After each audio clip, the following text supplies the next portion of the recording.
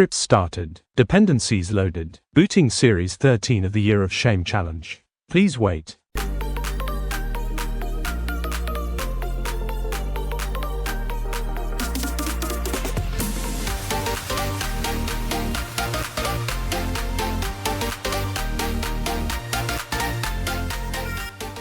He's now recording. Hooray! It's me, Right. Brian. Just go for it. That's all. Why does your mind go blank when you've got to think about it? Pressure's up. Pressure, yeah, here we go. Right, so I'm going to begin then. Hello and welcome to Season 13, Episode 5 of the Year of Shame Challenge. I'm Paul and I'm joined this week by my co-host, Ben. How you doing, Ben? I'm good, thanks. And How you by doing? Brian.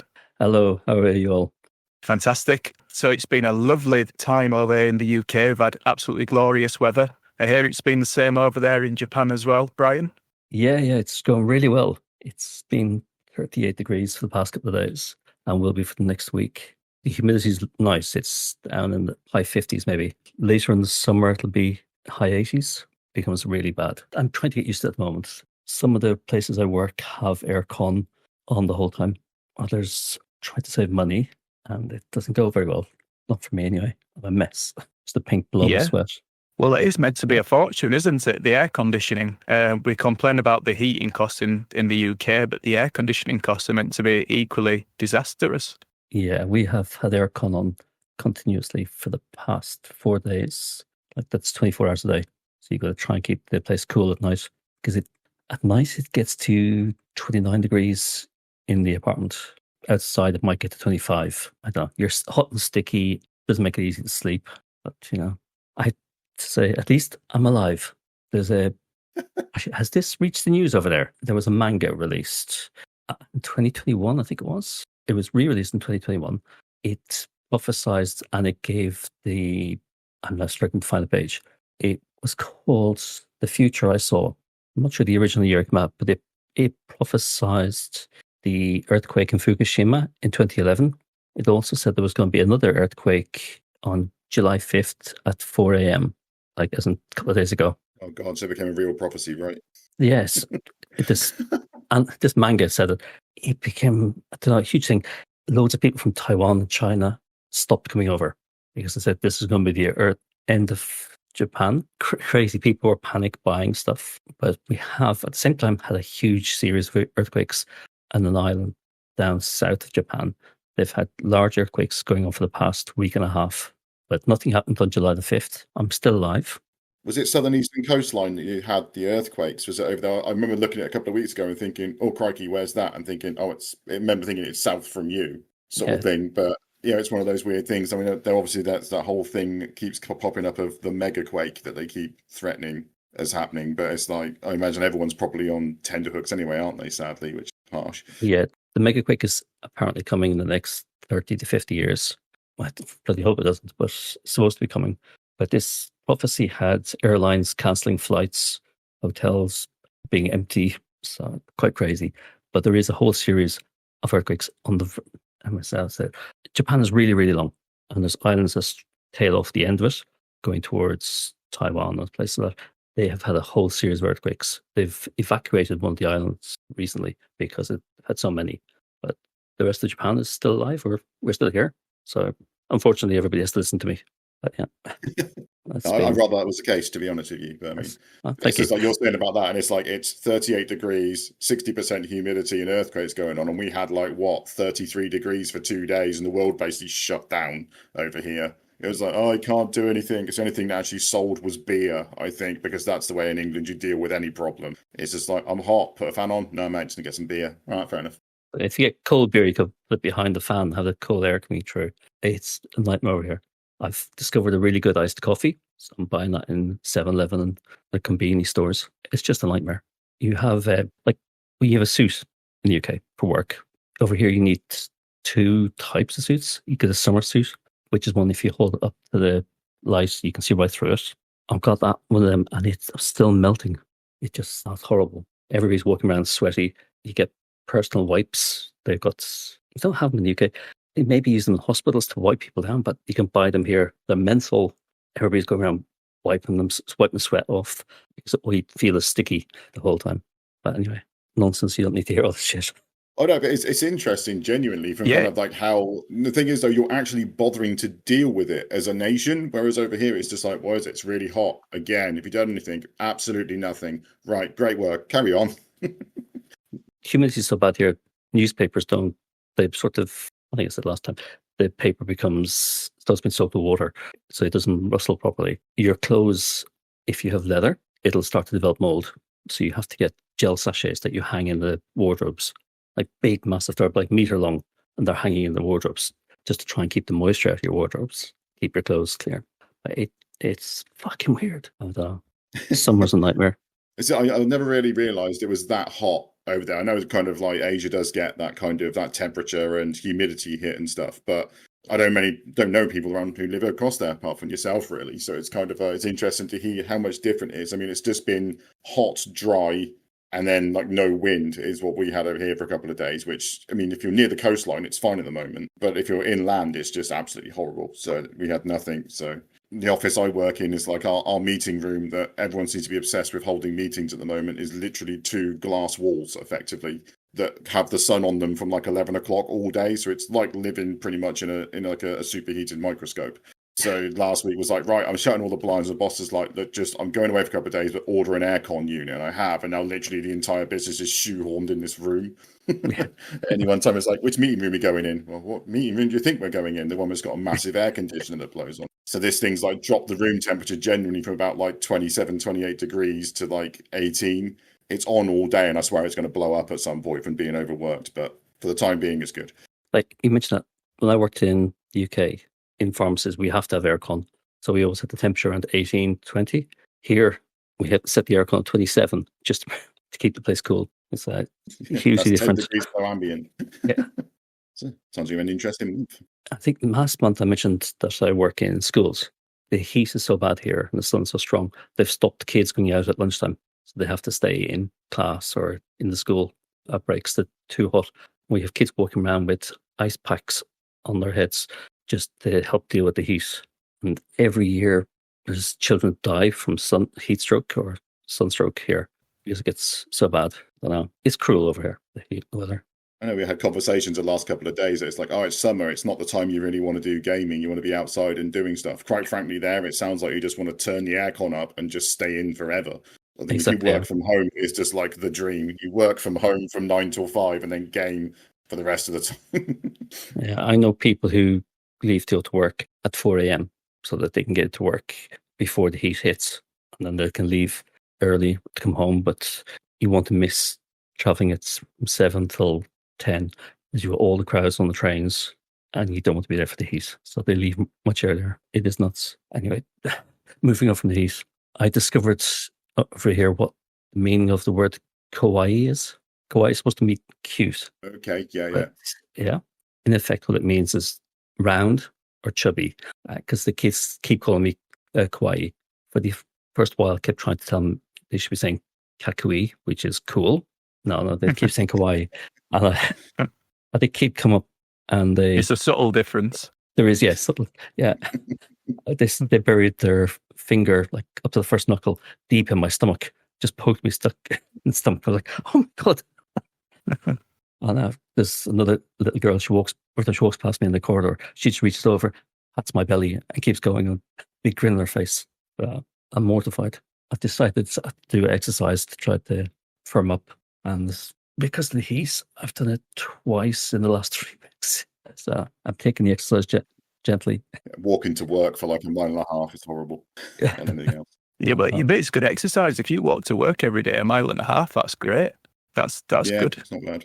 It's been nice the last couple of days because now it's been bearable heat again. But it's been really hot in the mornings, but it's fine. Just get there and just sway. But there's one of the lads I work with who's decided he goes to the gym and does shed tons of weight stuff and now wants to do cardio. So took it upon himself to start cycling this week and just like turned up on Monday morning. I was like, are you okay? You're going to die. It's like, are you okay? He's like, oh, I thought I'd do it today. It'd be a good idea. I'm like, mate, it's already 27 degrees and it's like 10 to 8. In some modern offices, you do get showers and such like in there, don't you? So have you got a shower in the office building? We're not that lucky, no. Well, no, well, that's a shame. And change his clothes, but yeah, well, I'm going to say you really need a shower after that, don't you? That's otherwise people are going to start complaining. They're going to be opening windows around you and such like. Flies are going to start forming.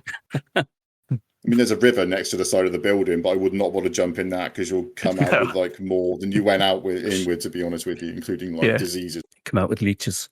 Yeah, no joke. Probably crayfish, I would imagine. But that's my month so far. How about you, Paul?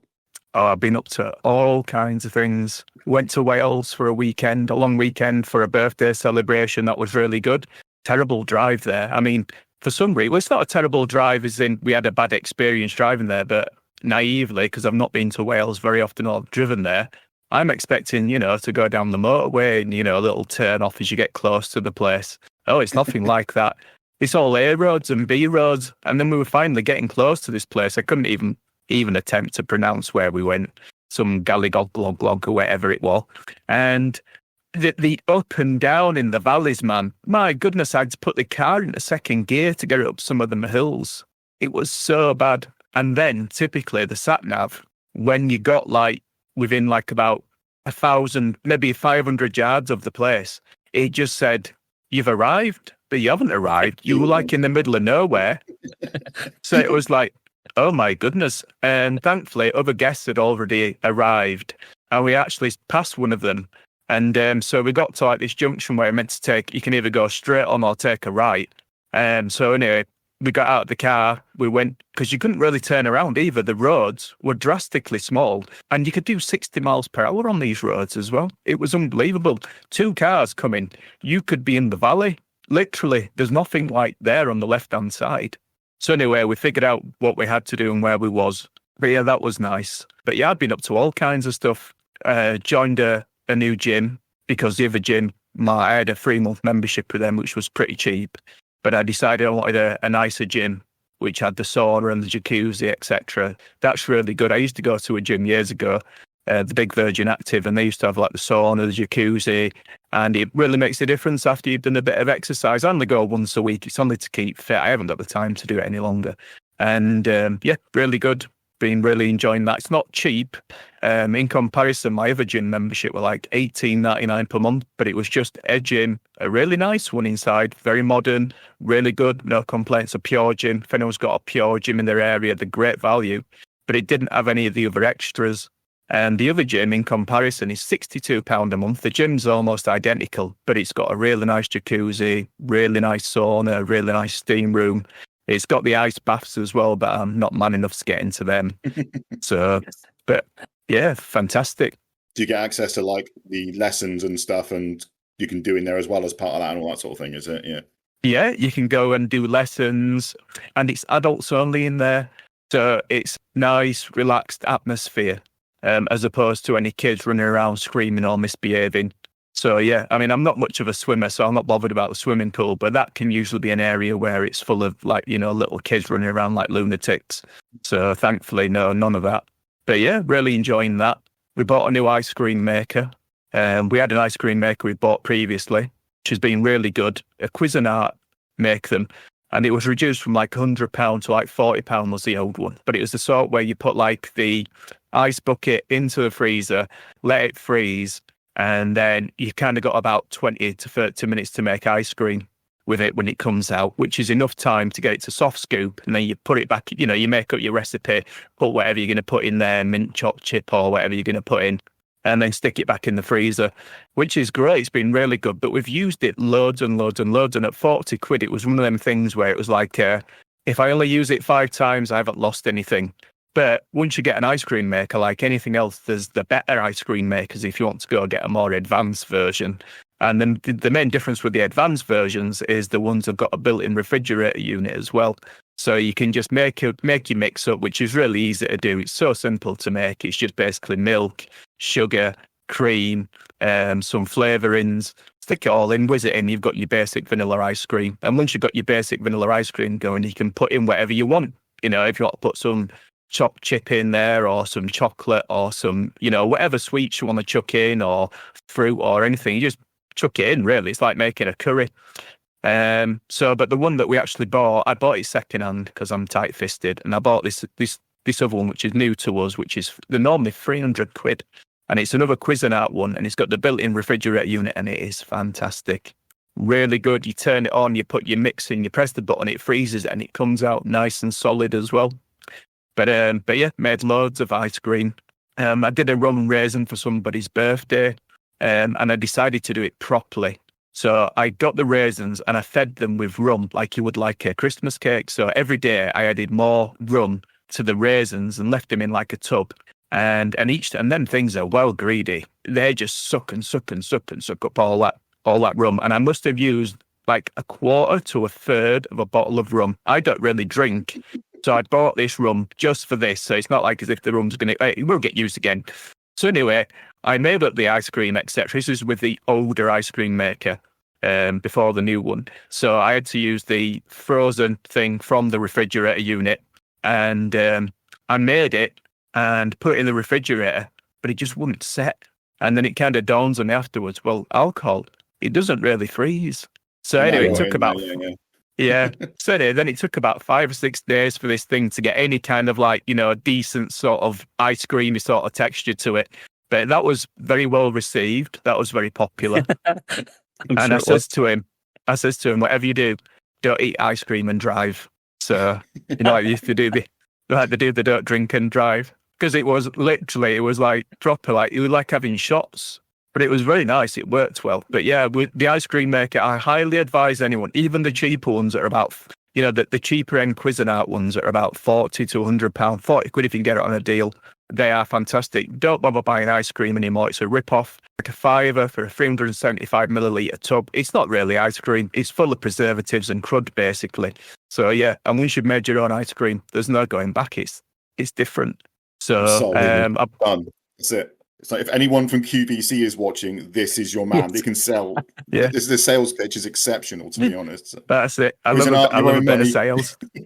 I bought another device as well. So our garden. Our garden. It's not a big garden. We want it to be as maintenance free as possible. Left hand side, we're going to put some like pebbles down or whatever, with like a liner underneath. On the right hand side, that's where the grass was. So anyway, I've taken up all the turf because it was really bad, etc. And I wanted to reseed it. And we did ponder the idea of having artificial grass, but artificial grass, believe it or not, is quite expensive to have it all fitted and done correctly. You've got to like put down like a concrete, like a hardcore base, and you got to have it all perfectly flat, and then you got to put it on properly, etc. There's quite a lot to it. You'd think, I'm just buying a bit of outdoor carpet.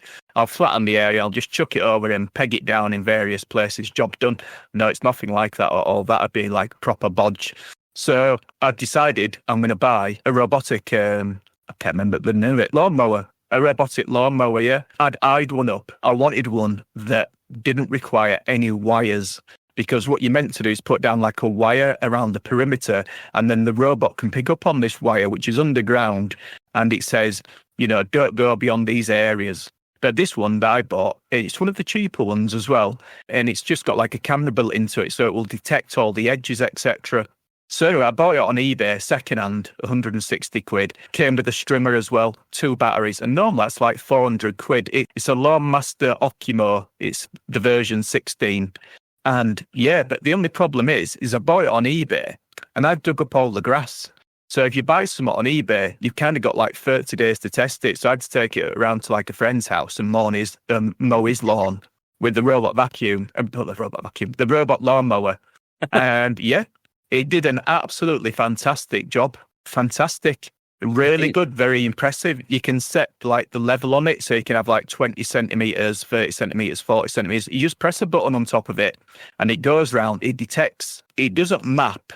What it'll do when it gets towards an edge or to like a bedding or something like that, it will say, right, I'm not going to go any further. And then it'll just go off in a slightly different direction. And eventually it cuts all the grass. Really, really good. So yeah, fantastic gadget. And I highly recommend people to buy one of them. Forget your artificial grass. Costs a fortune. Get yourself a robot lawnmower. And if you want to spend some good money, say like 700 plus, If I had a proper big garden, I would happily spend 700 quid on some of these latest modern robot lawnmowers, because you can actually even get them to walk. You can get them where it will follow you. You can teach it to follow you to walk down to your front garden, so it knows where the front garden is and it remembers that, and you can walk it back to the back garden so that it knows where it can go down all your paths. Really, really clever. And they're getting to a price point now where I think in another 5 years' time, everyone's going to have one. So easy to use. What have you been up to, Ben? It's been, what have I been up to? This month, this month has disappeared. Well, the last time we spoke, just as we put the last episode out, we were going on a family holiday, which had been booked for just over a year. We went on the cruise for a week around Portugal, Spain, and France, which was pretty cool. So that was at the end of last month. Went to places like Guillaume, Santander, La Rochelle, which was pretty nice. Just loads of family stuff. It was pretty cool. So people who may notice, there was the picture that was put up of me getting my deck out on the deck. That was on the way back through the Bay of Biscay on the way home. But yeah, it was amazing. We were just really, really lucky that it was a week of solidly really good weather. Got to see some really nice stuff. Like did a Segway tour around Hercules Tower in Gijón, which was it Santander or the Gijón? Can't remember. No, it was Santander, I think it was. But it was cool, really, really good. We then did that for a couple of hours. I've never been on a Segway in my life and thought I was going to kill either myself or some unsuspecting poor civilian, but actually went really well. They're really cool. I now desperately want a Segway so I can just go around on that all the time rather than walking. That was cool. It was a really great week. Ate too much food. Spent a lot of time at sea and just taking photos and stuff. It was cool. So I've done that this month. Gardening, I think in the same way. I don't have a robotic mower, unfortunately, so I am the mower. But did that as well. That's pretty cool. That's sorted out. All plants are growing now. We've got tomatoes, cucumbers, strawberries. We've got courgettes, I think, are in there as well. Yep, and nasturtiums, my daughter's been growing, and loads of herbs. So we've got loads of stuff going up there now, which is quite nice. It's good. I think it's kind of like almost like mentally therapeutic. You grow that sort of stuff and you just go and sit in the garden on a deck chair. And it is, I think it's probably like one of the midlife things you can do is sit there and just observe what you've grown in your garden and be really happy about it, which is quite nice. We've got new furniture for the garden as well, so that was cool. Other than that, I've just tried to play like there's loads and loads of small games. My mind's been a bit everywhere over the last month, so rather than trying to do one thing, it's kind of been nice to pinball as my mind's done it with a different computer game. So I've just played loads of stuff. That's been. One other thing we did. We went to a country music festival. What should have been. And it turns out there was actually a hot air balloon festival with a stage on it that didn't go very well. So they just, like a week before, decided they're going to turn one day into an American festival. And it didn't work at all. And it was one of the most bizarre things I've been to into my entire life. We watched some dodgy, effectively backyard wrestling, which was quite funny to watch. That was entertaining. The bloke was called the Beast of Bodmin, Big Sam or something. So me and my son were watching him, hilariously laughing. That and some monster trucks. That's pretty it. So sounds like the most monotonous, middle-aged thing you could do in the universe, to be honest, watching monster trucks as an old man with your child getting excited about it. But hey, that is what it is. Apart from that, we've just been shading from the sun. When I've been working and stuff more than anything else, it's been absolutely mental with how hot it's been at work and just busy at the same time. It's the two things you don't want together. What's this going on? I haven't really bought anything entertaining. I feel like Guide now. I feel like to go and buy an ice cream maker or a lawnmower and get my life together, to be honest with you. I feel like I'm just failing miserably. The ice cream maker will be appreciated by everyone in the family. They'll love it. Crazy recipes you can come up with as well. Whatever you want, just chuck it in. It's like making a curry.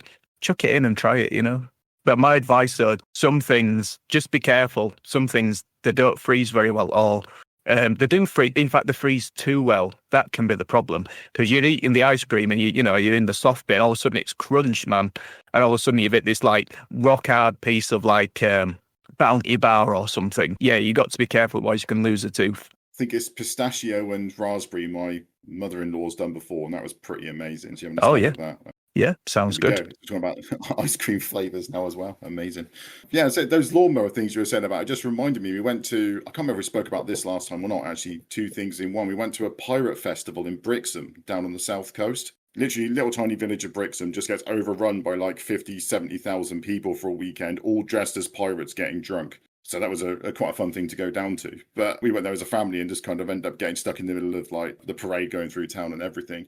On the way down there, we were just talking to my wife and looked around this junction, and there was a robot lawnmower just happily just perusing down the middle of a dual carriageway all by itself. And it was like, that's weird. Okay, fair enough, and carry on. But again, that's one of those ones it must be no wires or anything, because it was literally just happily running between 2 lanes of a dual carriageway. But I had no idea they were using those sort of stuff. Of all the places in the deep dark south sort of thing, they're doing it down there. Yeah, some of them really expensive ones are built like tractors, literally. They've got real wheels on them. Yeah, they're fantastic. I mean, that's the way forward. I mean, look at Amazon. They're going to soon be delivering all our things via drones and robots. I mean, there were a supermarket like a year or 2 ago that was using the deliveries by robots. Have you seen that? It was a big thing on YouTube for a while where you can put in like a shopping basket full of stuff and it'll go to your house. It'll go across, go across the zebra crossing and all the rest of it. Amazing. Absolutely amazing. So yeah, robots are the way forward. I mean, ultimately, we're all going to be replaced by robots. So this is very true. It's sad, but yeah, it's very true. The end of civilization. I mean, technically, we're funding it now by buying these robot lawnmowers and robot vacuum cleaners. We're actually funding our own demise right now. So it's when the council decides to put 2 and 2 together.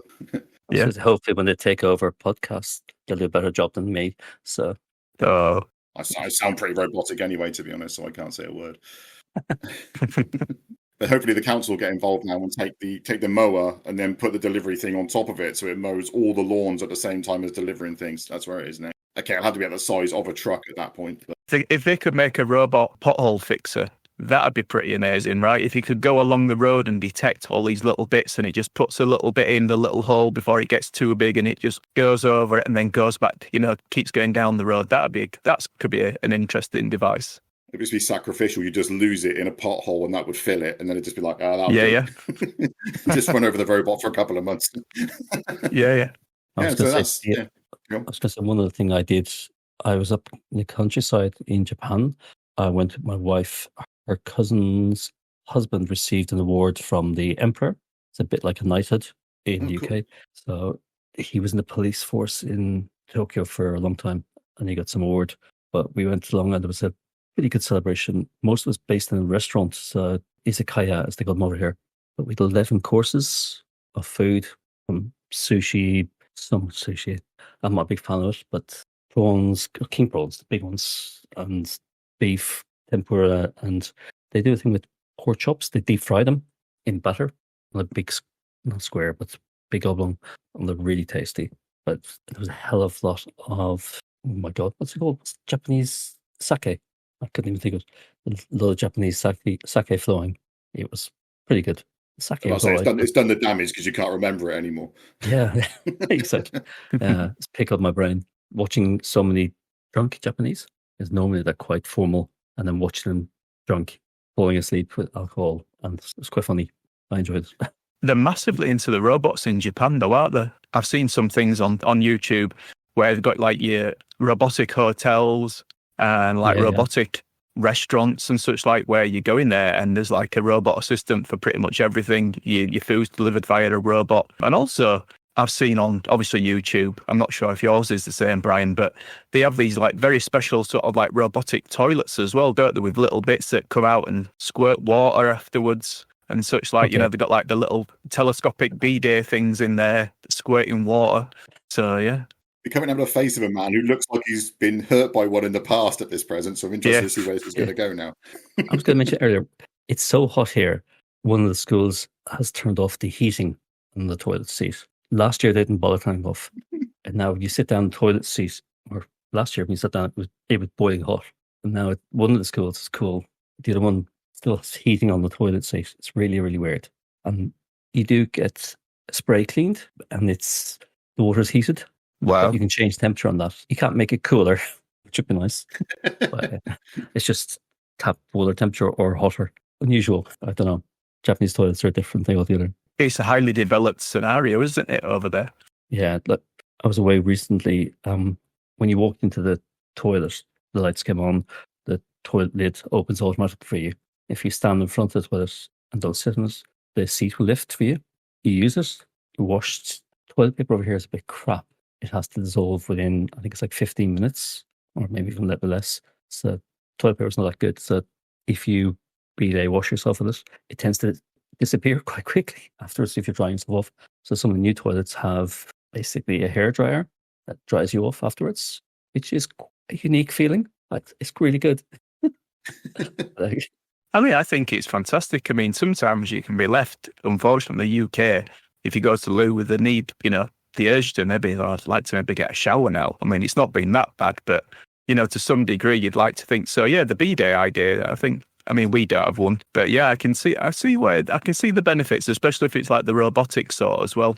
Yeah. So the whole thing is to try and make it as hands-free as possible, so keep everything hygiene. When you stand up off the toilet will automatically flush, or if you walk away from the toilet, it'll flush, and the doors will open. Not the door, the little close and stuff. It's unusual. Yeah, that's the thing, isn't it? I mean, if you go to the toilet, a public toilet or whatever, or a works toilet, I mean, even if you obviously when you wash your hands, etc. But when you're coming out, there's so many other surfaces that have, that you're touching on the way out, that your hands are probably just as dirty as what they were before you wash them, really. Yeah. So a lot of the doors here, they slide open, so as you go towards them, they'll open for you as you're walking out. But yeah, we are way behind in the UK when it comes to, I think, this kind of thing for sure. We're definitely way behind. The problem is, the problems of people a lot of the time, rather than it being the actual technology behind it. We were on that cruise ship. There was a couple of cruises before they'd had a bug on board, so they had extra precautions in place where you have huge things outside, sinks outside of the restaurants and stuff, and you wash your hands and sterilize and all this kind of stuff. When you go up to the buffets, they're there and ask you to do your hands, and they hand you over cutlery and they served you stuff and all this kind of thing. Then you go to different parts of the ships, and there's just someone that goes to loo and then just walks out with their washing their hands. It's for God's sake, it's just yes, you're on the same boat as the rest of us. And it's just the boat's got a bug on it. I wonder why, because you're basically picking your nose while sat on the toilet whilst, I don't know, eating a toilet brush or something. It's for God's sake, what did you expect to happen? It's mental. It's the people rather than the tech that's the issue. We could do with more of that sort of stuff over here, though, maybe because we'd have done. But I think that's the issue. I mean, to some degree, they do suggest you shouldn't really live in a bug-free environment, because obviously you need to get your immune system to some kind of level. It has to suffer these bugs at some point to get you there. So it's a bit like they suggest if a woman is pregnant and such, people have a lot of nut allergies and all them kinds of things, that if you eat more of them kinds of food when you're pregnant, well, then the child's less likely to come out with all these kind of nut allergies, etc., because it's kind of already, used to it. So, yeah. I mean, that's one thing Boris Johnson suggested during COVID was herd immunity. Don't bother to give us all injections. Let us all just catch it and get over it, which ultimately I think was probably the right answer, really. But anyway, I didn't want any of the vaccines. Number one, I hate injections, so I'm going to fight against an injection regardlessly. And number two, I don't want you pumping stuff into my body. I don't know what's going to happen in 5 years' time after you've injected me. And the only reason I got the vaccine is because I couldn't go on holiday because they travel banned everybody. Unless you had a vaccine, you could not go on holiday. And that's the only reason I had the vaccine. Yeah, I wouldn't have had any of it. I had all of them because of my heart condition. Literally, I was up there in the same group as every time I went to the doctors to go and get a vaccine, there was me and everyone else was in 70s to 80s, and there's me just sat in the corner and they're staring at you like, are you lost or something? I'm like, well, no, to be honest. But yeah, I ended up with them. I mean, it's good they did, I suppose, really, from that perspective. I hate injections, but it's kind of because of that, they suggested you do it because you're in a protected kind of group, aren't you? So I guess I didn't really have that kind of option. I had them because I was a healthcare worker. And I had COVID and got long COVID. You don't get long COVID from the vaccine, which is handy. But what's next? Is it what we've been playing? Yeah, I think. Yeah. Or watched. What have you been watching, Ben? This month we've watched the whole of The Residents on Netflix, if you've heard of that, which is... It rings a bell. It's a program effectively based around a fictional version of the White House, to all intents and purposes.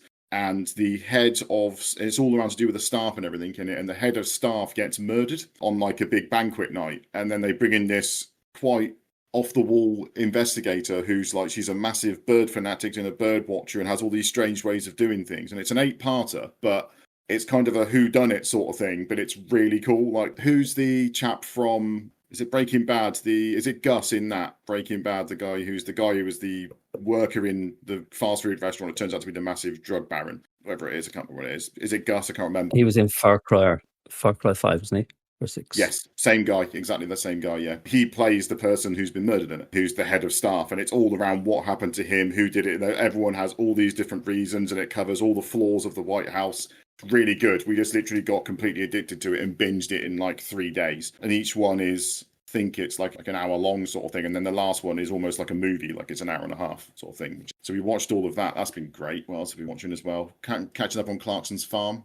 We kind of realised we'd done the first 2 seasons of it and then just dropped the ball sort of thing. So we're now about halfway through season 3, now that season 4 has just come out. And whilst we're in that, watching loads of kids' films. Last night with the kids and wife, we ended up watching the Emoji Movie, which I've never watched before, which was actually quite watchable, entertaining, to be honest with you, especially for a bit of Saturday afternoon one. Don't think there's been much more apart from that. We've had Clarkson's Farm. Oh, have you heard of The Devil's Plan? It's also on Netflix. Where it's kind of, if you take, I was trying to explain this to someone at my works party on Friday night, that the best way of explaining it is kind of, you take the Traitors and like the Crystal Maze or something like that and put them both together. It's set in Korea, South Korean thing, and all these people who come onto it are like super intelligent folk from all different kinds of backgrounds, all got like crazy education backgrounds. As not being funny, South Korea, the way over there is you have career and your education is kind of everything.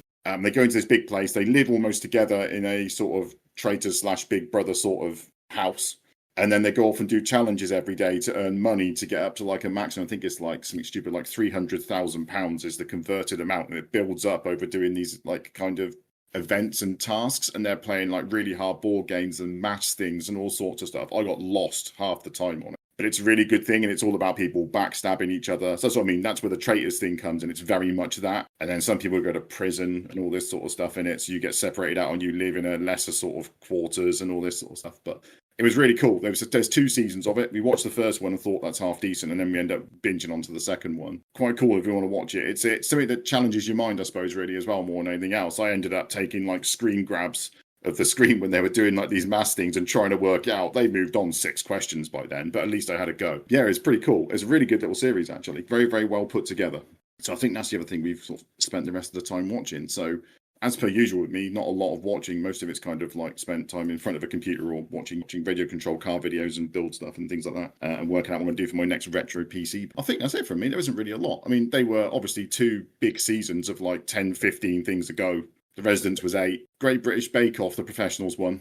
Guilty pleasure. I love watching that. Can't get enough of it. It's absolutely. So we've watched a ton of that this month as well. I'm nearly caught up on it. The 2 hosts are fantastic, aren't they? Benoit and Cherish. Yeah, I mean, they don't take themselves seriously, do they, in the slightest? You can't help but want to mimic some of their phrases. You know, what's Cherish's are cha-la-la or whatever she's always. Yeah, I've used that on my children numerous times. No, it's great. It's great watching because they're exceptionally good at what they do, and you can tell they know brilliant. Exactly what they're on about.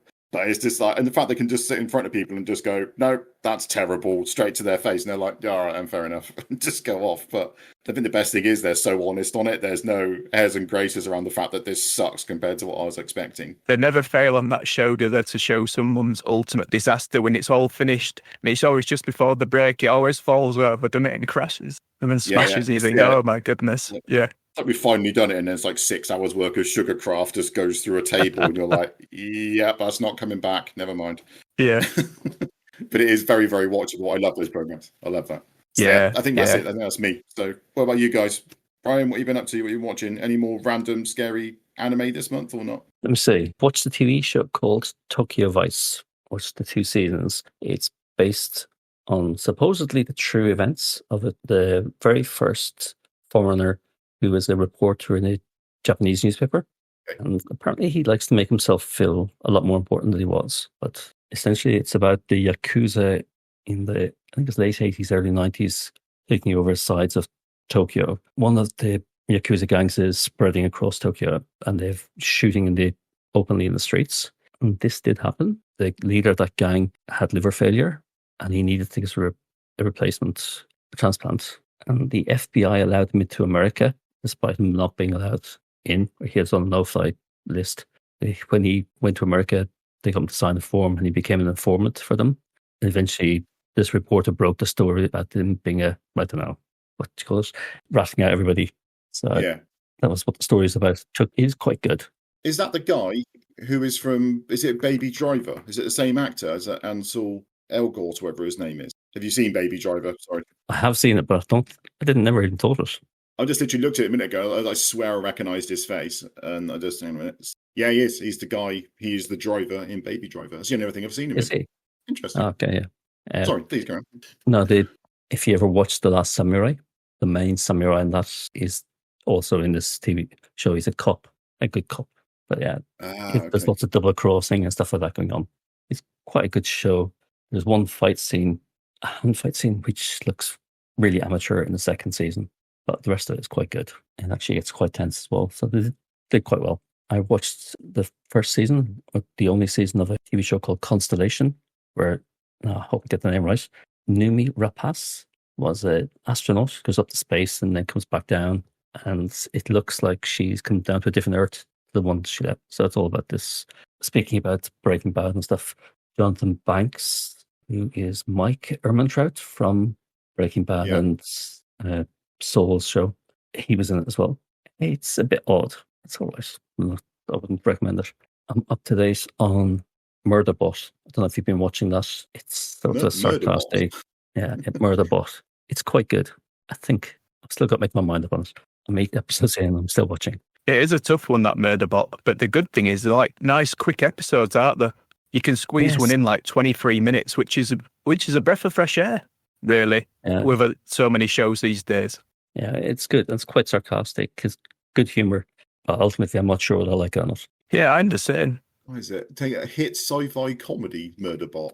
Yeah. Okay. And I didn't realize it was going to be a comedy from the title there at all. It's about a robot who's become self-aware and he's given himself a name.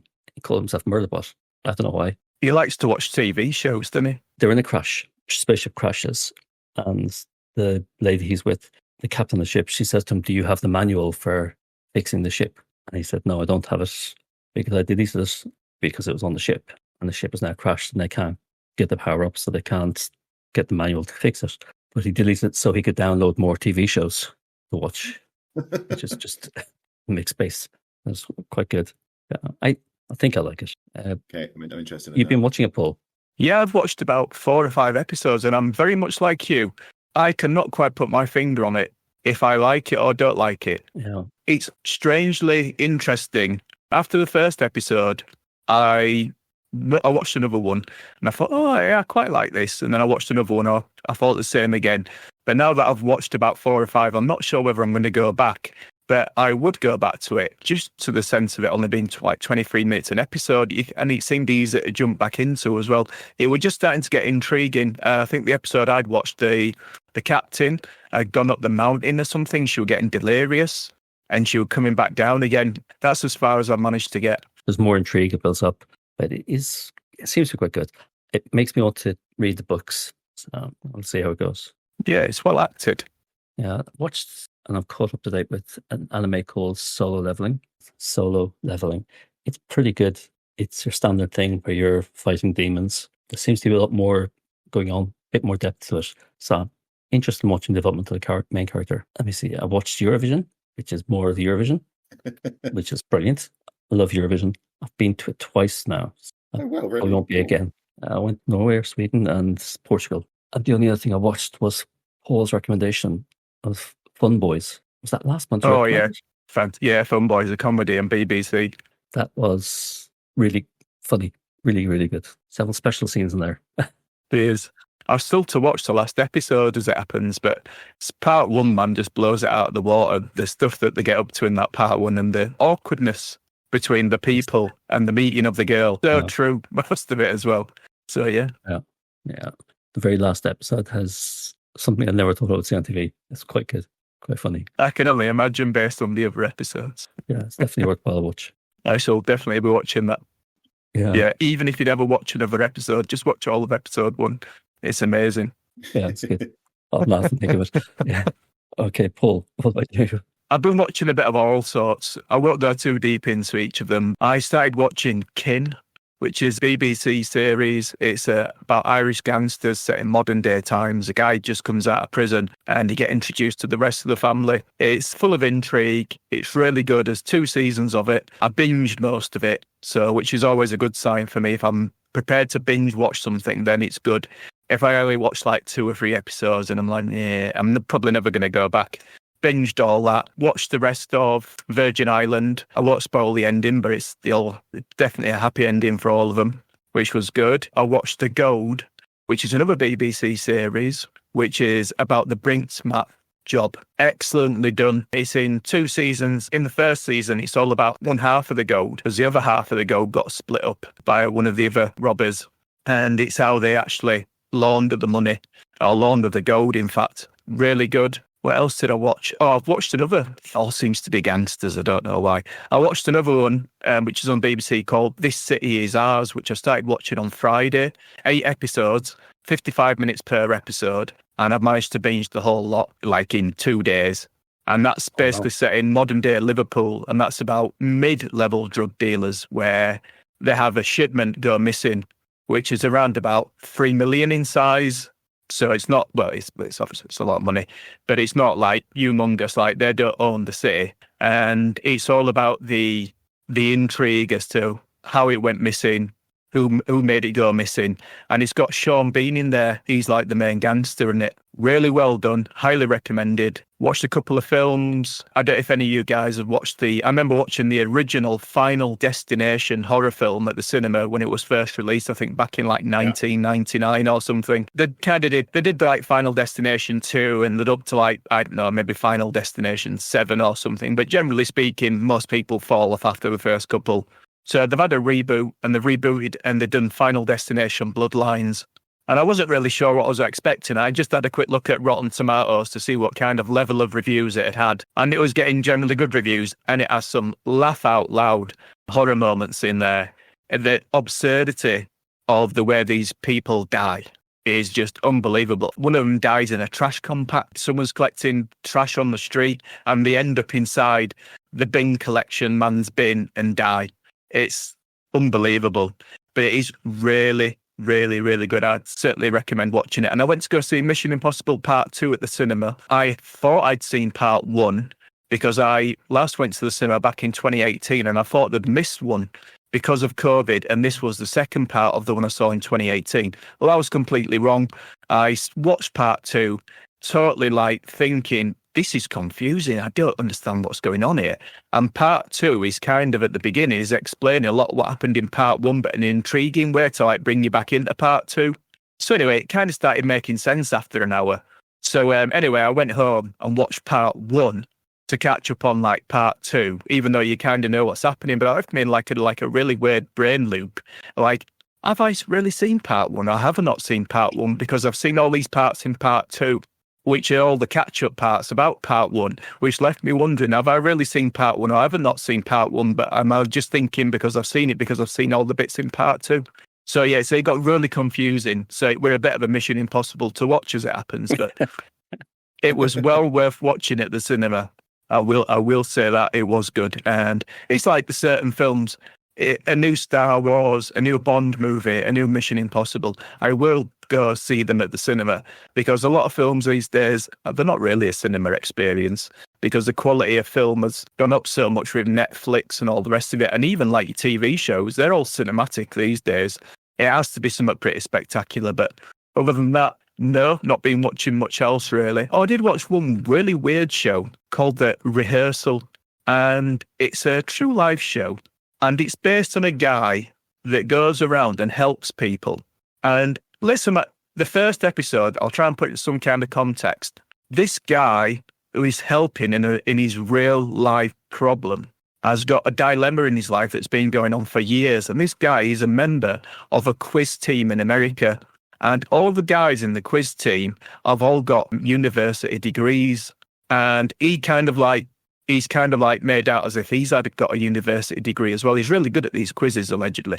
But he's made out he's got a university degree. Now he's been friends with him so long, he can't sort of pedal backwards on telling this particular fib that he's got a uni. I mean, it really makes no difference to anybody, really, if he's got a uni. He did it to kind of fit in, if you know what I mean. So he's told everyone that he's like in the same position as them.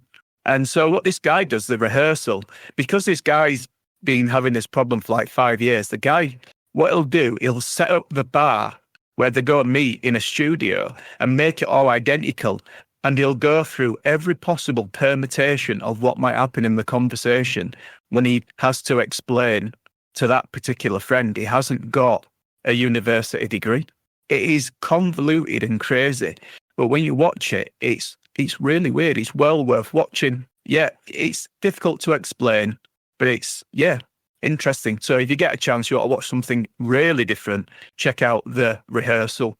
It's well worth a watch. I was looking on IMDb and watching a trailery thing on it. It's obscure, and like with no sound on it makes it even harder to follow, but it's still kind of like, okay, I'm intrigued now. This is bizarre. Well, that's what I like. I enjoy intrigue. It's like a lot of these TV shows. The intrigue might have evaporated by episode 4 or 5, and I'll drop off when the intrigue drops off, generally speaking. But that show is full of intrigue.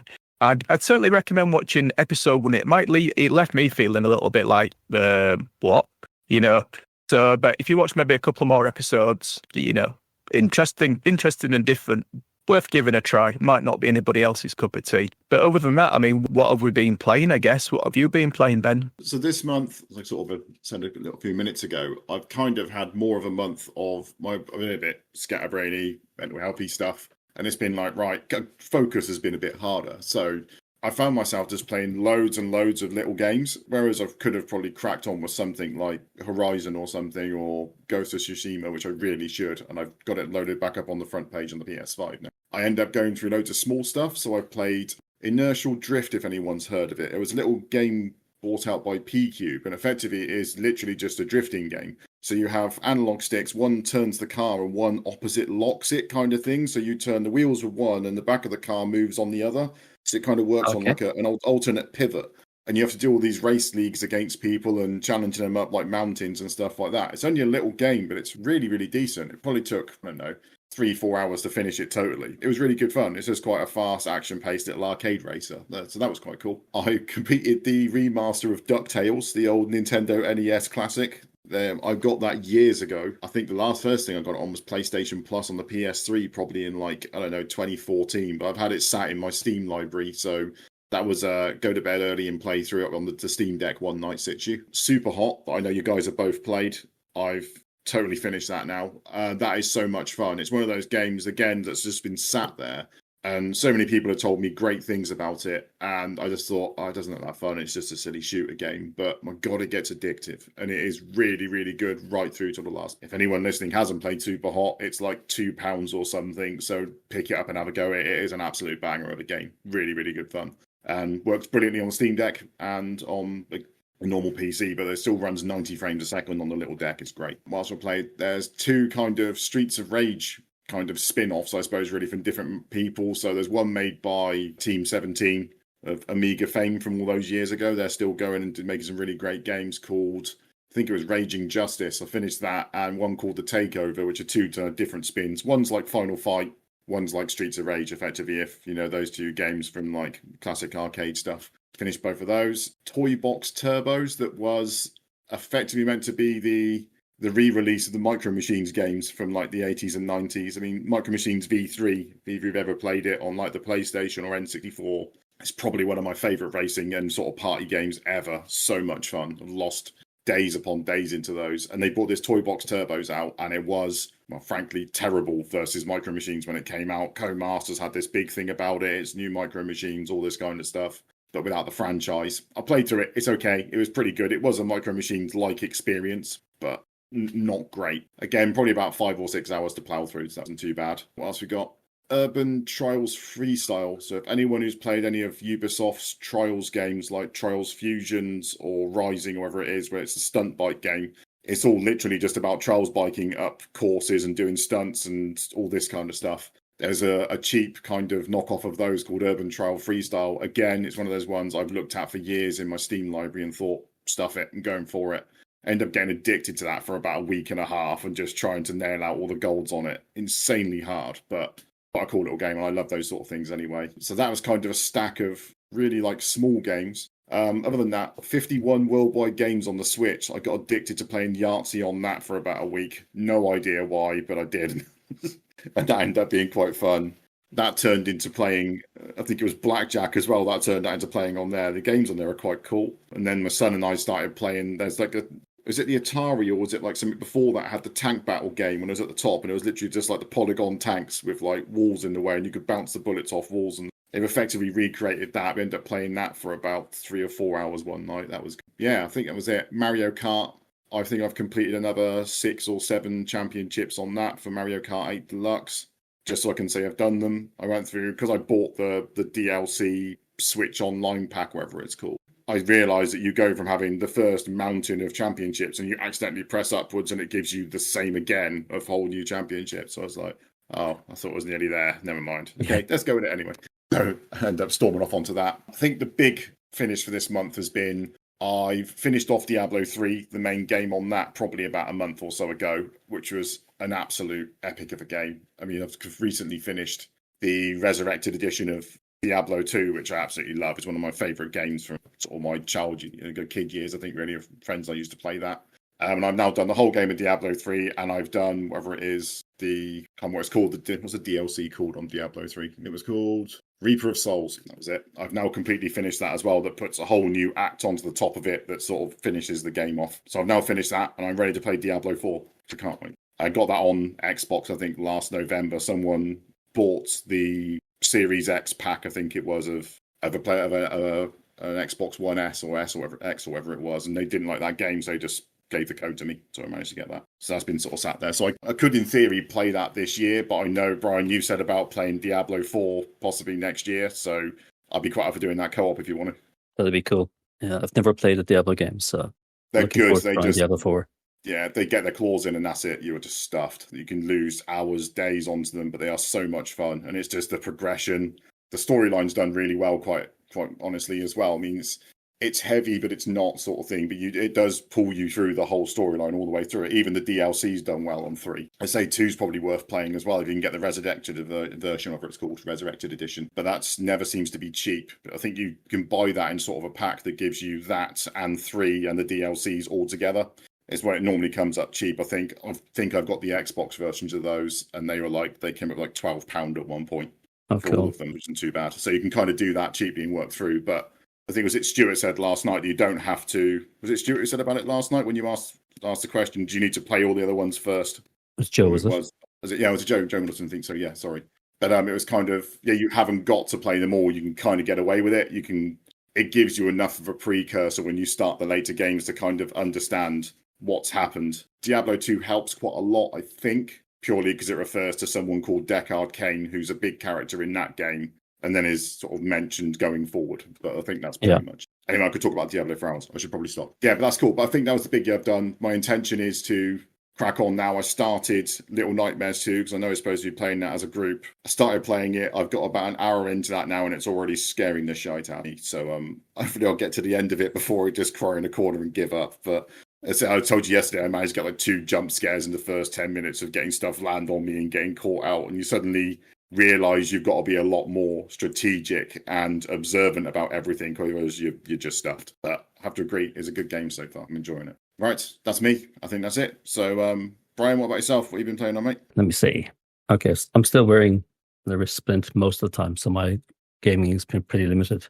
I thought I'll have to go for point-and-click games or easier games. So I went for Return of the Obra Dinn, played through that, finished it. I presume most people know what it's like. It's got old Apple Mac graphics.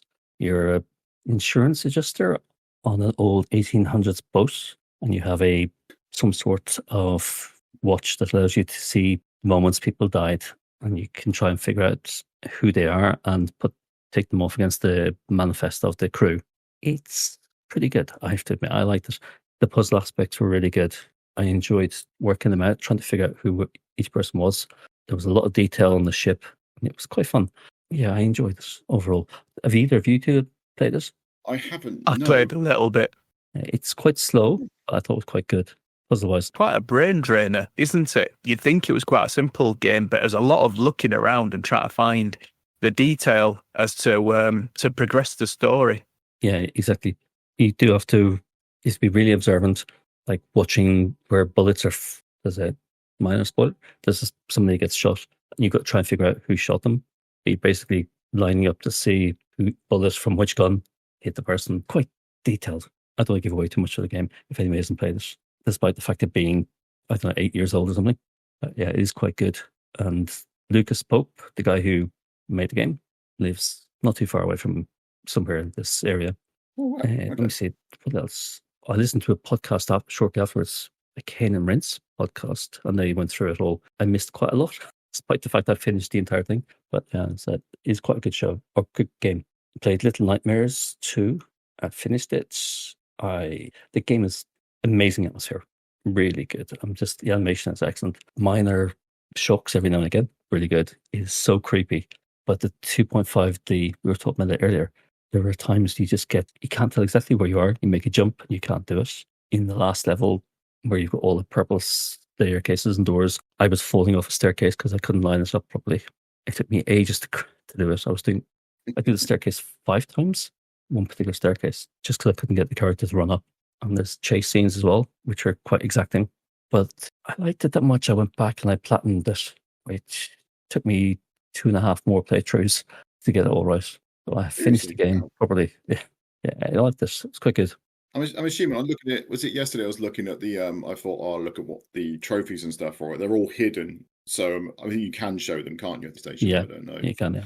But I'm assuming they're going to be you surviving certain instances, or is it finding stuff? I imagine, isn't it? But yeah, most like finding. You've hats, or you can find what they call glitches, which are like dark shadows of a character. If you find them, that's good. Because like me, the first time I played through, I saw those and thought they were dangerous, so I ran away from them and didn't go near them. So I didn't get to count them, or they weren't marked off. But the game is quite good. That there's some really weird collections that you got to do, or got to get a certain hat and do a certain action with it. Stuff you wouldn't know unless you went to a guide, basically. So I did use a guide on the last run through to pick up any final things. But it is a good game. And that's, let me say, I platinumed that yesterday. And because I knew I had to get another thing done for today, I played and finished the Procession to Calvary. Do you know this game? Session, did you say? Procession to Calvary. It looks like Renaissance art with animation similar to Monty Python. Animation looks like Monty Python. It is. The humour is Monty Python and childish. I was getting annoyed originally, but I went back to it and finished it off today. So yeah, another game done. It is quite good. It is quite childish in its humour. Pulled out a huge key from under his top or something and saying, "Look at my massive key." It's this game I've just found. Yeah, it's quite childish. There is a group of people playing horns near a grave, and they're referred to as the horny men. And it's just very, very childish. But yeah, it's quite good. I liked it. I finished that today. I bought that game originally. I went searching December 26th, 2021. I bought 7 games at the time on Steam sale. And prior to this year, I'd only played one of them, not the 7. So I've now, this year, 1, 2, 3. I've played 4 of them. So there's 3 I haven't played. That's Heaven's Vault, After Party, and Dragon Age 2 I've yet to play. Hopefully at some point this year I'll get more of those played. Absolutely. It's a good go, though. It's not bad so far from a list of 7. Get that many down. That's good. Paul, how many have you played, or what have you played? Well, talking of Little Nightmares, I believe one of the listeners, is it Stuart Ramage? He's played it. I think he sent us a review in. Do you want me to play it now? Let's see. Hi all, Stuart here again. Brian's asked me to do a little recording on what I thought of some of the games that I've been playing over the last month, specifically Little Nightmares 2. For some reason this completely skipped appearing on my radar. And whilst I knew it existed, I just wasn't that interested in having a look at it in depth. Brian convinced me to fire it up, and I gotta say, I loved this game. The whole look and feel of it, just the way the game progresses in the story, I thought was absolutely excellent. The graphics are fantastic.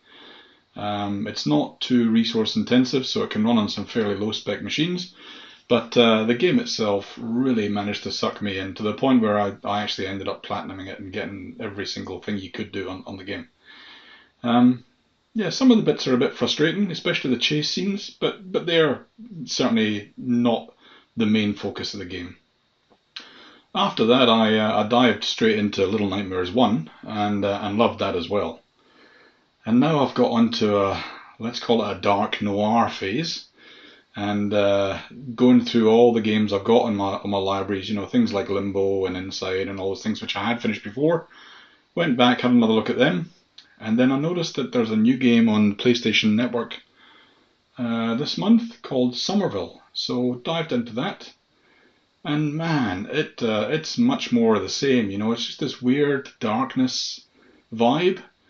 Little bit of flashback, little bit of that sort of old style gaming, with things happening in the background that then suddenly leap into the foreground. But also a very enjoyable game. So all up, great recommendation, Brian. Keep them coming. Look forward to the next couple of months of your Year of Shame. Cheers.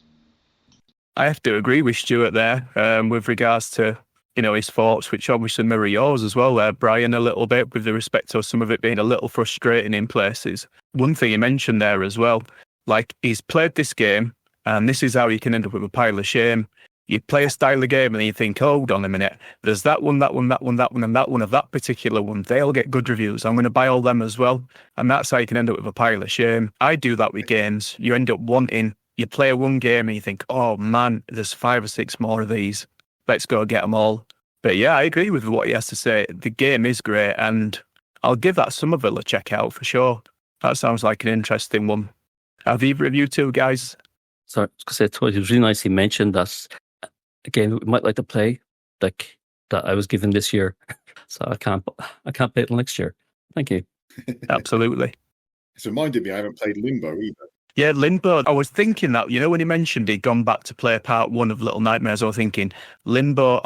I couldn't think of the name of the game, but Limbo was the exact game I was thinking of, and that came out about the same sort of time. That's another sort of 2-3 hour experience. Fantastic little game, mostly in black and white, if I remember rightly. But yeah, love Limbo. Limbo is a classic, really. I think I'm part way through it. I can't remember where I got to, but it's like I'm gonna have to go back to that now because I remember it being pretty decent. It's in that same kind of vein where it's not terrifying, but it's kind of the suspense kind of thing, isn't it? And that huge spider that lurks around in it and stuff like that. Yeah. That's good. I think I got the spider the first time I played the game and just gave up. It freaked me out too much. I eventually went back and did finish it, but it is a very good game. Yeah, fantastic. Very good. Yeah. So I've been playing quite a few games as well. Been playing more of Baldur's Gate. I'm probably about 80 odd hours into that. Still a long way off finishing it, probably another 40 hours. But yeah, man, that game is fantastic. I believe you've got it as well, Brian. So I know you've got a bad wrist or whatever. I'd say it's a good game for a bad wrist. It's certainly not overactive on the joypad. I'd certainly recommend giving that one a shot. I played Alien Fireteam, which is meant to be like a multiplayer game. I put that on. I think I'd download it on PlayStation Plus or whatever. I thought I'll give it a shot. And man, I don't know. Obviously, I've come in late to this particular game. There seemed to be nobody on there to play, blah, blah, blah. And I just didn't like it at all. I mean, I didn't give it enough time. It was on for about 45 minutes and just kind of got instantly deleted. Played Alone in the Dark, which is a new PlayStation Plus game. My cup of tea. I was really wanting to buy this game, but could never quite bring myself to buy this game because it kind of didn't get the reviews. It had very middling to bad reviews in general. Came on PlayStation Plus, which is part of my thing. I don't buy any games, but I've got PlayStation Plus. So I downloaded it, installed it, played it. And I'll say, yeah, it's really good, actually. It's a good Resident Evil game. Lots of puzzles in there. One thing that kind of makes it a little bit difficult is, you listen to some of these, you play these games and they've got notes.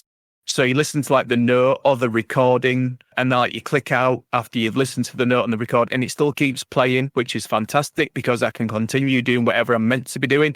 Oh man, this thing doesn't let you do that. And it might be like a 5-page note. You've got to listen to five pages of chit chat. And it's like, what kind of clues am I meant to kind of take out of this? I'm not going to remember 5 pages of detail. So, but yeah, I would say it's really good. I wouldn't have bought it, but if it's on sale at say $9.99 or you've got it on PlayStation Plus, yeah, definitely give it a go. There was a demo made available after Summerfest, or not Summerfest, whatever they called it, Summer Gaming Fest, whatever it was, and it was Neo free, the alpha demo. So I downloaded it and installed that. Very much looks like Neo 1, very much looks like Neo 2. Obviously, it's only in alpha, it's not even in beta. One of the things that makes it stand out from the other two is that you can actually change your character. It's like a ninja character. So it isn't just about stances anymore. So when you become the ninja character, is much faster. You can do many more, maneuvers, etc. So yeah, that was really good actually. I quite enjoyed that. Looks like it'll be well worth picking up. Played one of my games on my pile of shame, which is Soul Hackers 2, which is by the people that do like the Persona games. I bought it originally years ago for like my birthday. It got really bad reviews, so I sent it back because I never bothered to open it. You know, like you bought it sort of thing. I got it from Amazon, sent it back. I thought, I'm not going to bother. It's like 40 or 50 quid. I'd just rather not spend. So I sent it back. Anyway, it turned up, I don't know, many years later, and it's like, you know, picked it up for like about 12 quid. And I'd never had the bother to like play it. So anyway, I thought I'll put it on, but man, it's pretty, I'll say, as a Persona game goes, although it doesn't pretend to be Persona, but it's in that same kind of like nice music, very similar, but it's just boring. Don't play it, it's boring.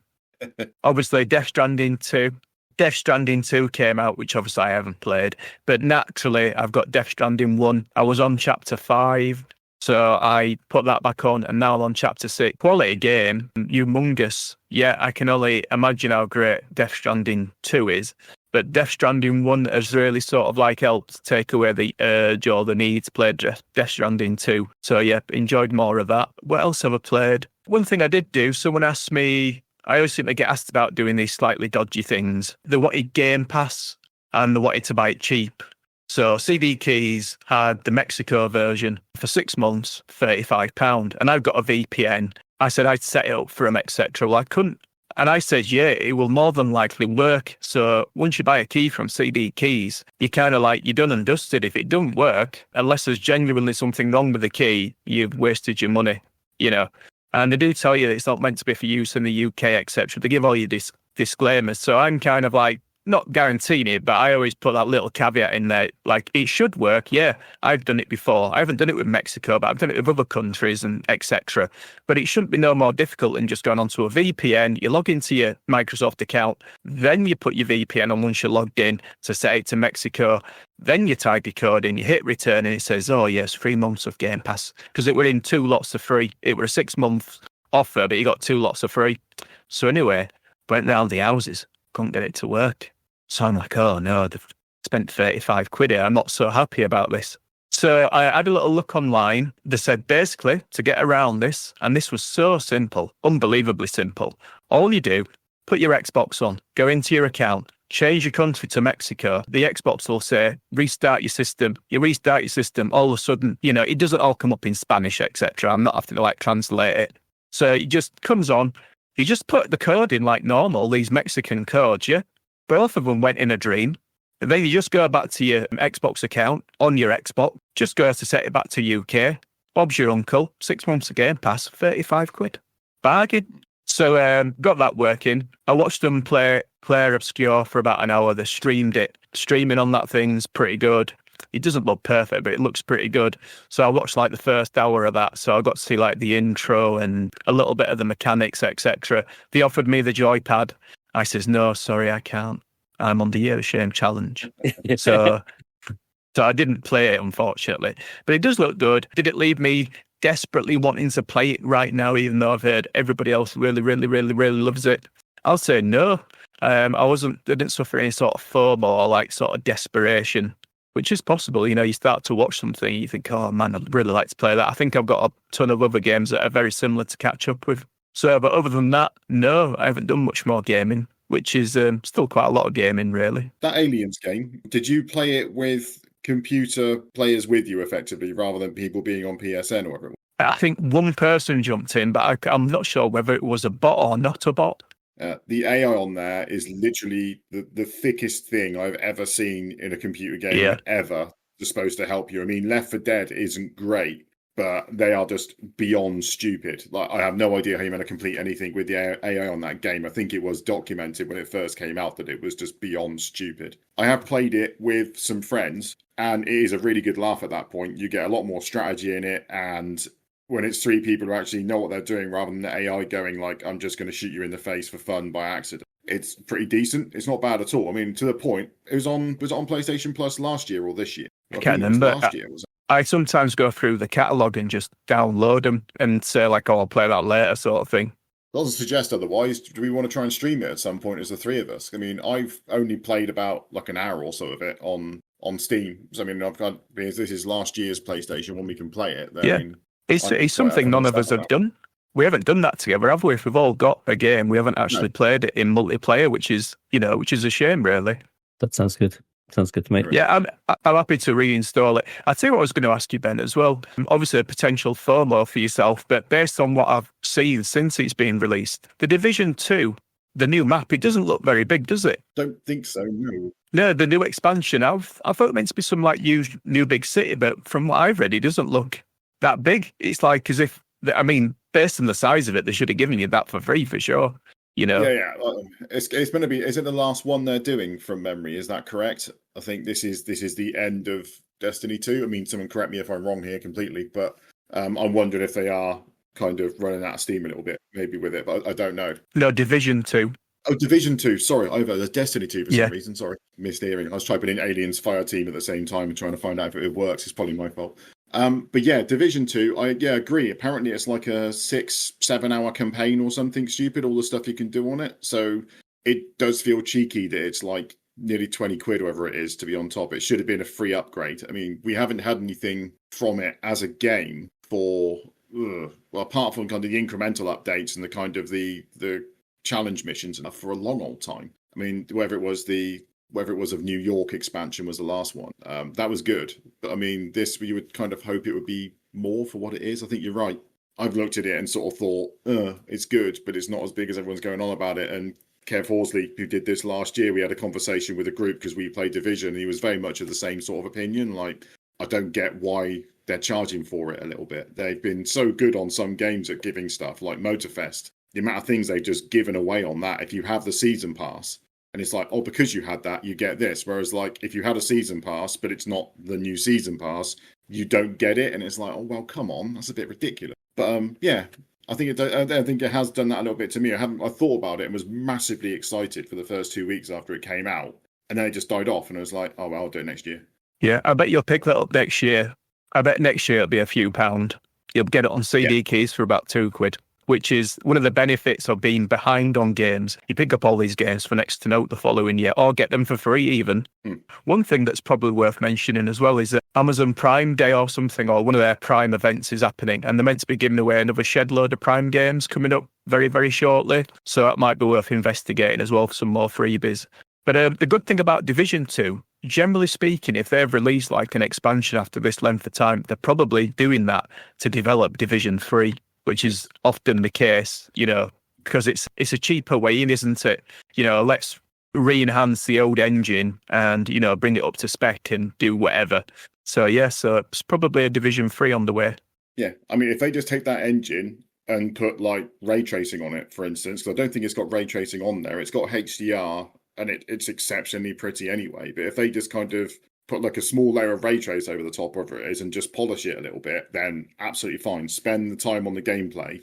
I mean, the first game's great. The second game was so much better because of the gameplay differences they made. Not a massive difference graphically. So if they can just step it up more and do that again, that'd be amazing. Because like the game has just consecutively got better, and the graphics didn't matter so much because the engine they're using is pretty beautiful anyway. All sort of kudos to Ubisoft. Yeah, they do generally. Ubisoft do polish them games pretty well. They might sometimes come out the first day in a particularly bad state because of technical issues, but generally speaking, they are pretty well polished graphic-wise, etc. I did play one other game as well. I played one called Atlas Fallen Rain of Sand. I put it on in the first 60 minutes. I hate this in games these days, but they have to do it. A lot of hand-holding, where it's very much on a corridor. But once the game opened up after like the first 60 minutes or so, it's like the open world. It's a little bit like Gods of War, that kind of thing. Oh, yeah. Where, a lot of hacking and slashing, etc. He's got various special powers. But this guy can, like, fly and all kinds of stuff. And he has, like, a little skateboard he can, like, go down the sand on. But, yeah, really good. I would highly recommend that Atlas Fallen Rain. I've put in about 12 hours. Really enjoyed it. And I think I'm probably about, I don't know, maybe halfway through. But I always look on these YouTube things to try and figure out where I am. And, they've finished it in about 5 hours or something. And I'm, 12 hours in and I'm halfway through. So it's not always a great guide, but I seem to be about halfway through so far. I saw some of the YouTube guides play it back. So the recording's at 1.5. So you're watching, it looks like it's normal, but the video's playing at 1.5, even though so it looks like they're doing really fast. That's not an accurate representation. No, You mentioned Division. I have that on my list. I need to play that game. Yeah, I've got Division 1 and 2. I think I've got them both on PlayStation. Yeah, I've played Division 1 on PC. I have it on PlayStation, but Division 2, I started on PC a couple of years back. Never got into it. It's really good. Yeah. 2's fantastic. It's a really good storyline. Yeah. Soundtrack is exceptional. It's one of those things a lot of people wouldn't sort of comment about, but the soundtrack on Division 2 is awesome. It really sets the scene. They've done a really good job of, I know they probably did it on Division 1 as well, but when you get into a battle arena or something, the music sort of slowly picks up. Yeah. And there's a couple of kill rooms in Division 2 where you walk in, it's just kind of this like echoing music in the background, and these doors just all burst open, and it just goes mad with like a metal track. It's so good. It's like, and you are properly panicking because you're just getting completely stormed by like gold enemies and stuff like that. But yeah, it really is a great game. I love it. Really cool. Just double checked. Aliens Fireteam came onto PS Plus in November 2023, so we're fine. Oh, fantastic. So if you fancy a couple of hours of us being bad at it, and we'll record it for everyone's pleasure at some point, I'll be up for that. I think I read somewhere it's got like an 11-hour story mode or something as well. I think so. Yeah, it's mission based, but yeah, you have to do it, and you are trying to save people and stuff. I think the bit I've done of it was you have to try and get to a scientist and save him to get a cure for something else and all this kind of stuff. Those are trap people effectively. I think is a lot of it. Well, maybe it could be our monthly game to play this month, because we normally pick a game to play. So rather than the random thing, we could play that one. Yeah, I'm up for that together. Cool. Yeah. Give it a bit of a bash or whatever. I would try that. I was going to say, if you want to do it the following month, I'm on holidays. Okay. School holidays. That way I can do it during the week with you, even as early mornings for me. Fantastic. Okay, sounds good. Rather than just tie into the weekends. You mentioned good soundtracks in games. My taste in music is really broad, but I like punk music amongst a lot of others. And there's a Japanese punk band that's from the 90s. They have a song called Linda Linda. They're called the Blue Hearts. This is to do with a movie I watched. I watched this really crap family movie purely because I had that song in it. And it's all about the child going through a sound tape she found that her parents had made. And that song's in it. It's a brilliant song. And there's a load of other 90s, I won't say rock music, but indie music in there as well. The soundtrack is great. The movie was really trash. But yeah, just something thought of it. Sometimes it can drag you through a movie. It's like this. If it's terrible, you're kind of like, I'm just really enjoying the musical score on this. Yeah, the movie was really, really sickly, treacly sweet. The soundtrack was really good, cracking. But anyway, totally off track. What else? That's it. I'm going to Division 2 on the way. Division 2, yeah. So I'll try and play Division 2 and Death Stranding and Butler's Gate 3. I'll have a look at those 3 this month. Well, Death Stranding, I mean, that's it, for your school holidays, that's going to be a treat, I think. That'll be a fantastic game to get your teeth into. And plus, it's probably good for your wrist because you're just pressing forward, really. He's just walking most of the time. So, yeah, it should be too heavy on your wrist. That's cool. So, 2 you've got recommended me. Yeah, excellent. Okay, so there looks to be some decent games coming out in July. Typical summer releases, though, nothing super duper special by the looks of it. There's not a great deal in there that I can perhaps recognise, I suppose. Well, I mean, I think that's one for you, isn't it, Ben? Tony Hawk's. I think you're a Tony Hawk's person, eh? Love Tony Hawk's games. Yeah. I like punishing myself with me having no skill or motor skills with a control pad anymore. I used to be good at them. I did play the Tony Hawk's 1 and 2 remaster. Absolutely loved it still. Loved the soundtrack. Loved the game. Was just abysmal at them. So, I mean, 3 and 4 coming out is great. It was the reason I got a GameCube for my 18th birthday. A load of my friends clubbed together and secretly got me a GameCube, an American import one that came with Tony Hawk's 3. And that's kind of like a love affair with Tony Hawk's 3 from then onwards. And 3 and 4, I played those 2 games to death.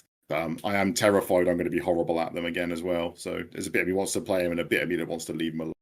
It looks to be, I mean, there's Donkey Kong Bonanza coming out for Switch 2, but I think it's been a bit weak, hasn't it, really, this Switch 2 release schedule so far.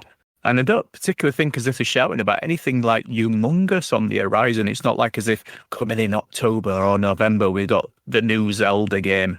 Nothing really sort of seems to be shouting, you must buy a Switch 2 right now, because if you don't, you're going to miss out. There's nothing there to miss out on, and there's like a lot of people, like we were saying earlier, It's more of a Switch Pro as opposed to a Switch 2. Yeah. It looks nice and it looks different and it's a bigger screen, etc., which everyone seems to be complaining about. Maybe not everybody, but people saying, and it's been technically analysed, and a lot of YouTube channels, very detailed and very trusted reviewers, have basically said that the screen is incredibly slow and very slurry. So the inevitable OLED version, and they complain about the battery life as well, which is not meant to be good. I mean, a portable device with not good battery life and a slurry screen, you're going to hold on. I mean, Nintendo, renowned, they did a V2 version of the OLED version, which can give it a better battery life because they changed the chip in it, I believe, so it was more energy efficient. Then they bolted on the OLED version, which was like fantastic. And I will say that the Nintendo OLED, as Ben had mentioned earlier in the month via chat, that he's going to hold on and basically buy the OLED, just buy a screen or buy an OLED one for about £70 or £80, because that's not unusual. They're floating around on eBay easy peasy at like 100 and 110 quid. There's plenty of people that want 150 and 160 and 170 for them, but don't be surprised to pick up an OLED for like 70 or 80 quid. And that's a monster device, really, for the money. There's a lot of fun to be had out of that. So yeah, I mean, Brian, you were chatting about picking up a Switch at some point. And I think an OLED one, if you can pick one up cheap as chips, it ain't a bad shout, honestly. There's a lot of fun to be had on that device. It would be my first Nintendo, so I'm really interested in picking one up. Yeah. Yeah, OLED I think is definitely worth it. Yeah. I mean, unless you're desperate to play Mario Kart World, that's kind of it for me at the minute. Obviously, there's Cyberpunk, but if you've never played Cyberpunk, I mean, most people probably, if you're banging to your games and you've got another device, Cyberpunk, you're bound to have played Cyberpunk. Or you've already got access to it, a better version probably as well. They say that it's a technical achievement for a portable device, etc. So out of sheer curiosity, I would like to see it running on a Switch 2. But would I, buy it to play dedicated on Switch 2? No, I wouldn't. I've got it on Xbox Series X. I've got it on PC. I'd rather play them on them devices, really. I don't know. It just seems a little bit, they haven't got enough out there to shout, you must go buy a Switch 2. It very much seems to be a little bit of a case of, hey, if you don't already have an Xbox or a PlayStation, you couldn't before, but now you can play those games on a Switch, sort of thing. As you say, it's the whole, it's very much the pro mentality of kind of like, hey, now this will work on here, but they're already games you could have got elsewhere. So it's like, well, I can go on Amazon and buy Cyberpunk for £25 for a PS5. Or I can pay you £65, whatever it is, for the privilege of it on a Switch. Yeah. I mean, if let's pretend your budget was 400 quid and you could go buy a games console. If you were savvy and happy to take a bit of a risk in the second-hand market, you could go buy yourself a second-hand PlayStation 5 or an Xbox Series X and have enough money left over for an OLED Switch. I know what I'd rather do. I'd rather have the second-hand current-gen console and an OLED Switch. I'd say you're getting the better of all worlds. Maybe in another year or so's time, things may have changed. I love my Nintendo Switch OLED. I think it's great. Another game I forgot to mention earlier, I've been playing. If I'm going to play in the garden, although I've got a Steam Deck, the Nintendo Switch seems to be the most just no fuss, pick it up and play it in the garden device. With my Switch, I turn on my Steam Deck. There's bound to be an update, and then there might be an update for a game, and then blah blah. But it's very very PC. It's definitely a PC in your hand. Whereas with a Nintendo Switch, if there's going to be an update, it'll be like a split second, down in like a minute sort of thing. Boom, you're playing it. And I played Akami. I was playing that in the garden, and the Nintendo Switch OLED, what a great screen. But the OLED 2, the Switch 2. If you play that and it's an LCD screen, the first LCD on the original Switch was very washed out in the sunlight. So perhaps the Switch 2, when you get that in the sunlight, perhaps it's really washed out as well, which is not good, is it, if you want to sit in the garden? So anyway, I don't know. When did the V2 Switch come out? When that was, because I bought mine used. I bought mine used in 2019, so I'm assuming mine's a release con. I believe Switch 2 came out 2017. It's been out a long time. Let's have a little look. I could be totally wrong. Switch 2 release date. No, Switch release date. Not Switch 2. Let's have a look. Yeah, March 2017. And then I think 2 years later, the V2 came out, and then 2 years later again-ish, the OLED came out. Oh, maybe mine is then. No, my screen's quite nice on my little one. The problem I have is I have slabs for hands. So holding the Switch and playing it portably for too long is actually painful. So my hands get really cramped in like the back of my wrist and the top of my hands. So that's why I don't play it much portably. So, I mean, that's why I keep looking at the OLED for that additional sort of bit of scale on it. I've got what's called a Nitro deck for my Switch, and that helps a lot. But I kind of think to myself, the extra real estate and a nicer screen, what the cost is now, probably is worth it. I mean, my kids use it a lot, so it's been quite nice for them as well. I mean, it's the same for the Switch Lite as well, the smaller version with, you can't plug it into the TV, etc. That, for like an adult, well, I haven't got the biggest hands, but even for my hands, the Switch Lite, it's just too small. The cramp, begins too quickly. I don't think it's quite my age, etc., but it really is just too small. It's perfect for kids. They won't go wrong with a Switch Lite, but for an adult, you'd think, oh, well, I'll get a Switch Lite as a second device or whatever. You know what us gamers like, got to have 5 of this and 7 of them. But no, it didn't stack up, the Switch Lite. I wouldn't have one as a spare or to play in the garden device and leave my Switch underneath the TV. Like you, I've got a different set of Joy-Cons or a third-party variety of Joy-Cons on my console, and it does make a heck of a difference because those little Joy-Cons are too cramped. And also, I'm not trying to pull the Switch 2 to bits. Also, I watched a teardown, and the guys did teardowns on the Joy-Cons. Now, that was the big outcry about the Switch, with the Joy-Cons going faulty. Now, they've ripped down these Joy-Cons. These guys do it day one. They do it for YouTube content. Great for them. Love watching them. And the basically says it's virtually the same device. They haven't done the Hall effect. No. The Hall effect Hall effect switch is a type of switch for the, what do you call them? It's the analogs, basically. So you don't they don't give you stick drift, effectively. The whole Hall effect sensor in the bottom of it. So from memory, the deck the deck hasn't got Hall effect sensors. I thought you can buy them. You can do. But basically, even like none of those Mamba controllers we were talking about, the ones you can get, they have Hall effect sticks in them. So they calibrate and they don't die and you don't get drift and all this kind of stuff. But it seems a lot of major manufacturers still don't use this. I don't know if the cost's obviously there because people buy them as upgrades. There is additional cost when you do it that way. I mean, I think even the PS5 doesn't have it. The Xbox doesn't. The Switch doesn't. So no one really thinks about doing it. But they've been proving all these controllers over and over again that Hall effect is kind of the way to go because you don't get that problem. As you say, the Switch 2, I thought they were going to do it and everyone was like, oh, surely they'll put Hall effect in it. And then they didn't bother and now the calibration issues are back. So it's a bit of a shame, really. It's a massive shame. You can buy the Switches on Amazon, especially for the PlayStation, for about 10, 15 quid, or on eBay for about 10, 15 quid.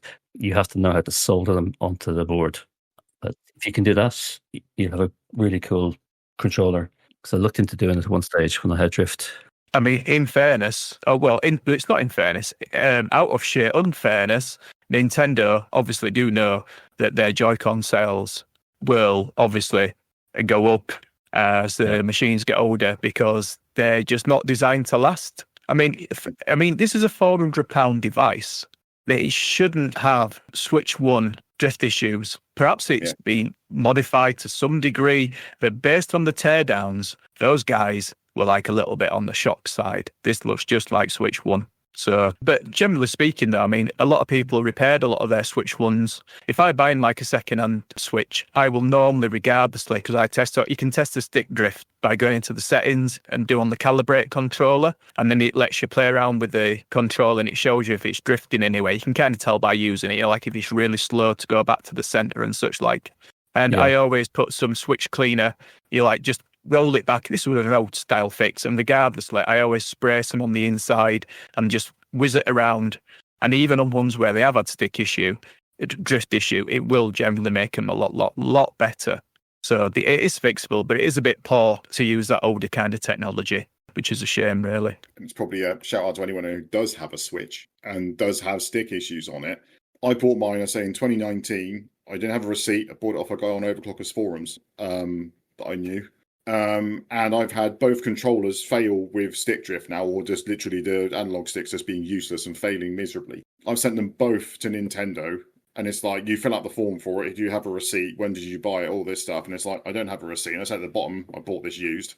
So I didn't lie about it and just sent it off to them. And it literally just like 2 days later, it's like, yeah, your repair's been agreed. It'll be back with you in 4 days. And you're like, fine. So they don't even question the fact that you don't have a receipt or warranty or anything anymore on those Switch things.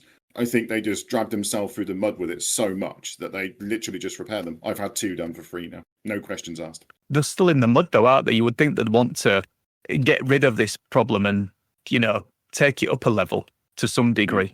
So, yeah, it's a bit maddening, that kind of thing. But this is why probably hold on 2 years, you're going to get a Switch 2 OLED.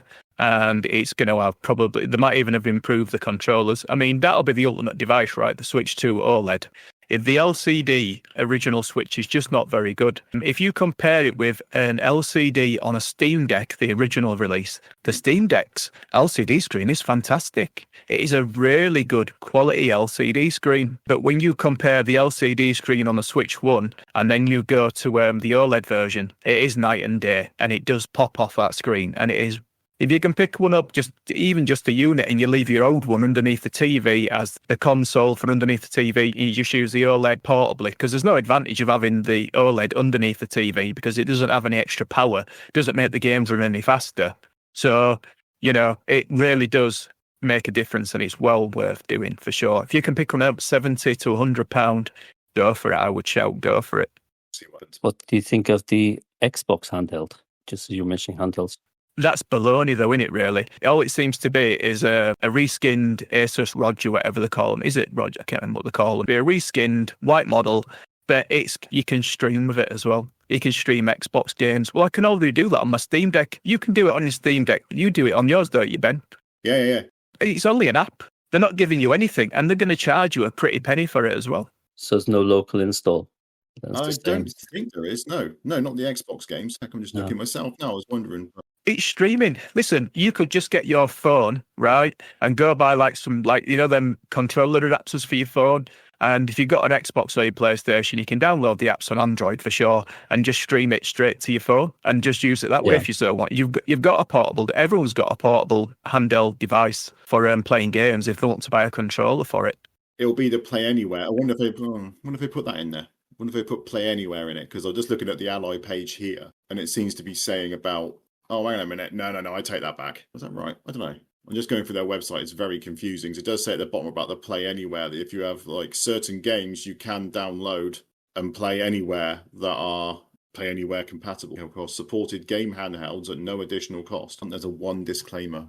It might even say it can let you download and do it. You have to remember that the Ally does have Windows on it. So it might be you can download the Windows app.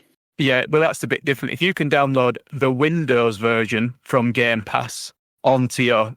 That's not really Xbox, is it? That's the PC version equivalent of the Xbox release. So it's kind of I think it's a very wishy-washy information at the moment, and people are thinking they're getting an handheld Xbox when they're not. They're getting a pseudo PC that can stream Xbox, and you can download probably the PC version of the Xbox version. So... it's a yes and a no. Yeah, it's a bit ominous, really. So, but, I love how all these things do advance. And I do want to see it, etc. But if they launch it, say like 800 quid or something, well, it's going to die on its feet. It'll be done and dusted. So I think my big question is it going to be the ROG Ally, or is it going to be the ROG Ally 2? It's a Z2 on, I'm assuming that may be the new one. Yeah, I mean, if you look at what your Steam Deck can do, and in comparison, these other machines are more powerful, then it could well be an amazing device. And with FSR and DLSS and all those kinds of features and functions for upscaling graphics these days, you don't always need a huge amount of power. Yeah, they do look good. I mean, the Ally was a great thing. I mean, I spent quite a long time researching between that and the deck sort of thing. And the deck is it's only has an 800p screen, or it's 1200, 800 versus 1080, whoever it is on the Ally. The Ally's got a much faster chip. The Ally has a better graphics chip, blah, blah, blah. But the problem was you looked at it and it's like, I'm buying a portable handheld device here, as we said earlier on about the original Switch. And it was like, well, wait a minute. That same game, they've done a test side by side, and that game ran for nearly 2 hours on a Steam Deck. And then it ran for 42 minutes on an Ally because it just ate the battery. And it's just like, well, what the hell's the point of 42 minutes of battery life on a handheld? It's like if all you can play on it is like Limbo, because that's the only thing that doesn't eat the graphics card, well, what's the point? On a slightly different note, one thing that I think will be absolutely amazing if Xbox is talking about letting you play your Steam games on an Xbox. Now, even if it's only streaming the game, right, or whatever, wow. I mean, that really opens up that system. If you couple that with my other idea of Microsoft adding like an Office package there so kids can do the homework and stuff on it, if you could play your Xbox games, stream your Steam library, which can be peanuts, and do your schoolwork on there, and it's all on an Xbox Series S type device at a couple of £100, that's a killer device. And you can stream, you've got Netflix on there. That's a whole entertainment system for a couple of £100. Yeah.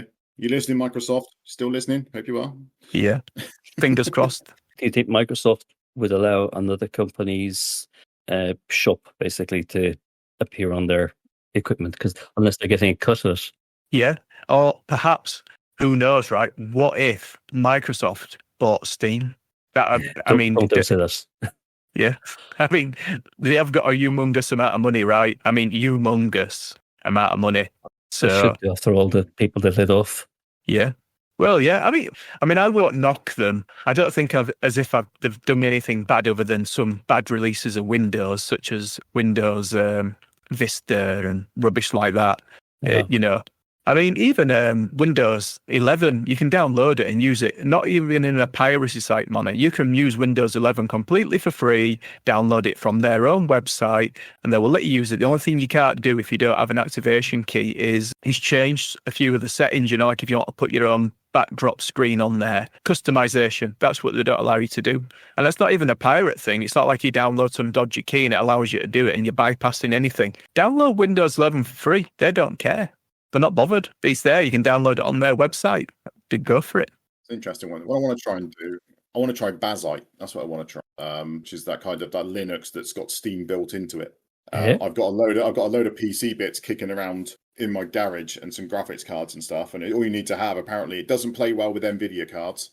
But if you've got an AMD card that can do Vulkan 1.3, which is the graphics protocol, it literally runs absolutely fine as a Linux base, and it brings up basically what is Steam big picture and behaves exactly like a home version of a Steam Deck and just works. Apparently it's absolutely amazing. It's a totally free Linux distro. So I mean, I've got a laptop that's got an i7 in it and a half decent Radeon card, really good Dell, and in 4 months time it's end of life because of Windows 10, because I can't put 11 on it because it's a 6th gen i7. It's a 16 core, whatever it is, i7, but apparently it's not okay to run on Windows 11. So I'm just going to shove Bazite on it and just use it. Apparently you can install Battle.net and everything on it. There's meant to be a bypass, though, that you can, if you look on YouTube, there's a bypass to make it to brute force Windows 11 on there, and it will work absolutely perfectly fine, because your system there, if you compare it to some modern low-end laptop that's just come out, that is, it's just come out and it comes Windows 11 as standard, it's not going to be anywhere near as powerful as your, say, like, what is it, maybe it's like an 8-year-old processor now, in the respect to that, because it's just some low-powered whatever to run Windows 11. But you can brute force it on there with like a little bypass thing. It's meant to be quite easy to do as well. If you look on YouTube, it'll tell you how to do it. But one other thing as well that Steam did, which is quite generous, so they actually released the Steam Deck OS for the like the Rojali or whatever they call them, so that you can put it on there as well. Put the Steam OS. Yeah. So I imagine that would improve battery life no end too. That's the other thing I'm kind of waiting for, is that Steam Deck's OS is based off of Steam OS 3. It doesn't exist yet. So if you can download Steam OS from building like your Steam bricks or whatever they were called beforehand, you could build your home PC off of Steam OS. But it's still the old one. So it's meant to be this year. It was like January, then it was March, then apparently now it's June or July or something. There's going to be a full desktop version of Steam OS 3. So I think what they've done is they've handed it out to those things first to see how they work. It's probably been a really, really good testbed solution to see how Steam OS 3 works. When that comes out, that could be formidable as well. Because again, like Bazite, that's literally just a Linux OS, nice light 1 gigabyte OS with Steam bolted on the front of it, which seems like an absolute no-brainer. It just breathes new life into old hardware. If you take out all them background processes and requirements and such like, it puts all the power into the game. And look at what if your Steam Deck can do that, imagine what, I don't know, just some 4 gigabyte graphics card in some older system, like an old RX 480 or something. Imagine that with a Steam OS on there. It can probably do all kinds of tricks, for very, very, very little money.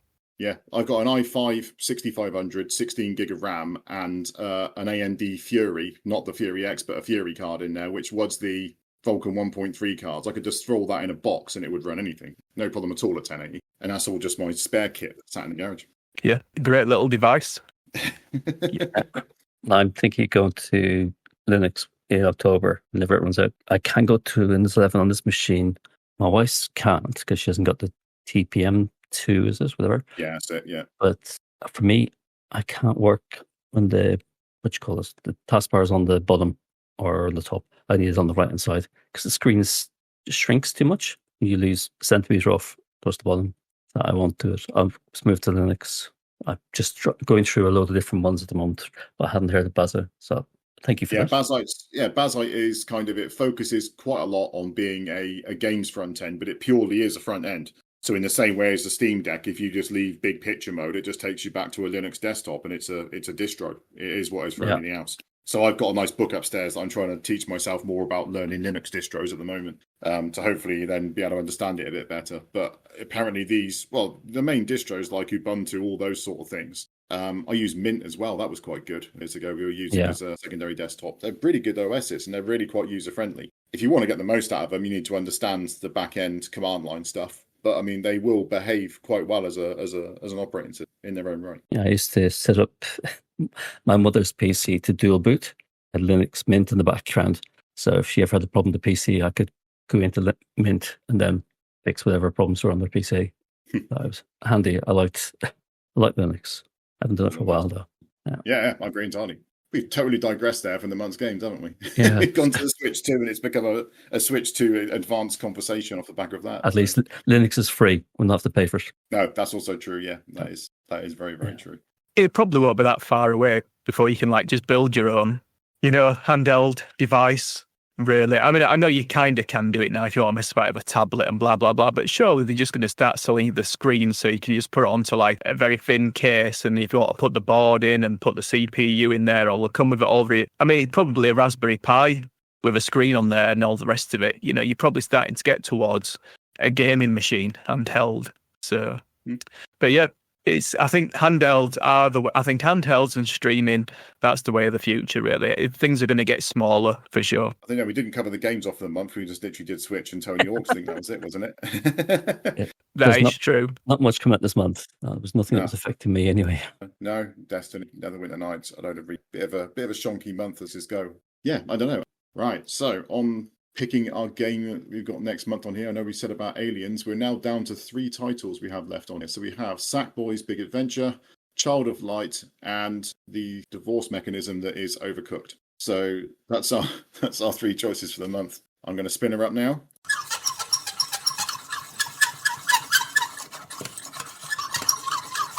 Oh, and it's landed on Child of Light. Oh, brilliant. Cool. I like a turn-based game. Little Ubisoft classic, that'll be nice. So there we go. So I've that's good. Next month. All I've got to do now is finish off this game in the month. We'll be fine. I've played it a little bit on PC, but yeah, definitely that'll be a good game. I'll have to take a look at how long it takes to finish, but I don't think it's the big, because as you know, turn-based games can be incredibly long, but I think this is much shorter than your average one. I thought Child of Light was a platformer to start off. Oh no, it's a platforming role play. Yeah, the battle mechanism is all turn-based. Like picking spells and all that kind of thing. Yeah, it is actually really good. Nice graphics, good storyline. There's a lot of goodness in there. 9.3 out of 10 from IGN, 82 out of 100 on Metacritic. That'll do. Sort of thing to play through. Cool. It'd be good for your wrist as well, Brian. You'll find each work to heavy on the wrist. Okay, cool. We'll have to give you a few weeks rest before we play Aliens, because that'll be the opposite. I have it installed on. There we go. Cool.